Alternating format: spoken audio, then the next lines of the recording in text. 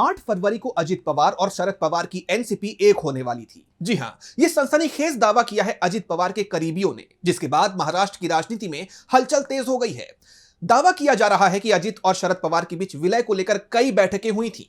अब सबके मन में यह सवाल कौंध रहा है कि क्या अजित पवार के जाने के बाद भी दोनों गुटों के एक होने की संभावना बरकरार है? तो क्या फिर से एक हो जाएगी एनसीपी? जानेंगे इस रिपोर्ट में। महाराष्ट्र के उप मुख्यमंत्री और एनसीपी नेता अजित पवार का एक विमान दुर्घटना में निधन हो गया, लेकिन अजित पवार के चले जाने के बाद एक बड़ा खुलासा सामने आया है। और वो खुलासा ये है कि अजित पवार और शरद पवार के बीच कड़वाहट खत्म हो चुकी थी और दोनों गुटों के एक होने की पटकथा लिखी जा चुकी थी। यह खुलासा अजित पवार के सहयोगी किरण गुर्जर ने किया है। गुर्जर ने बताया, निधन से मात्र 5 दिन पहले अजित दादा ने कहा था कि विलय की प्रक्रिया 100% पूरी हो गई है। वो शरद पवार के साथ मिलकर भविष्य का रोड मैप तैयार कर चुके थे। 8 फरवरी को विलय की योजना थी। इसके लिए सभी कानूनी और राजनीतिक औपचारिकताएं पूरी हो चुकी थी।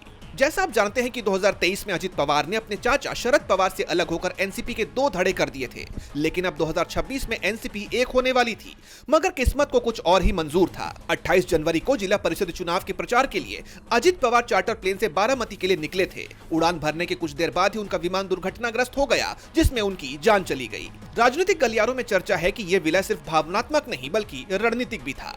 पुणे और पिंपरी चिंचवड चुनावों में दोनों गुटों ने मिलकर चुनाव लड़ा। जिला परिषद चुनावों के लिए भी गठबंधन की तैयारियां थी। 16 जनवरी को जयंत पाटिल के घर और 17 जनवरी को शरद पवार के आवास पर अहम बैठकें हुई थी। पिछले कुछ वक्त से दोनों गुटों के नेताओं ने एक दूसरे पर बयानबाजियां बंद कर दी थी।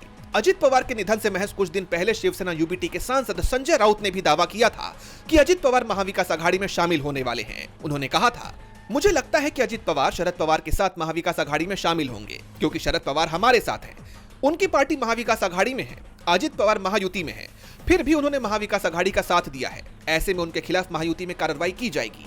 मुझे पूरा यकीन है कि भविष्य में शरद पवार और अजित पवार महाविकास आघाड़ी में एक साथ नजर आएंगे। जब संजय राउत से पूछा गया कि क्या अजित पवार सरकार छोड़ेंगे, तो उन्होंने कहा, उन्हें छोड़ना ही होगा। वो एक साथ 2 नाव पर कैसे खड़े हो सकते हैं? उन्हें एक पक्ष तो चुनना ही होगा।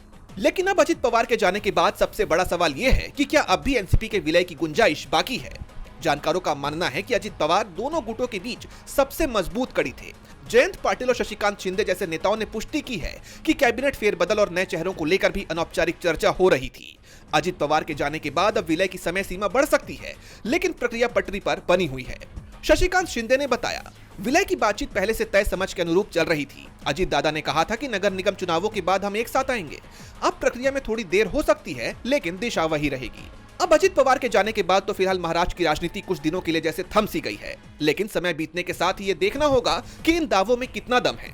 अब एनसीपी के दोनों गुट एक होते हैं या नहीं, ये तो आने वाला वक्त ही बताएगा। डीबी लाइव की रिपोर्ट।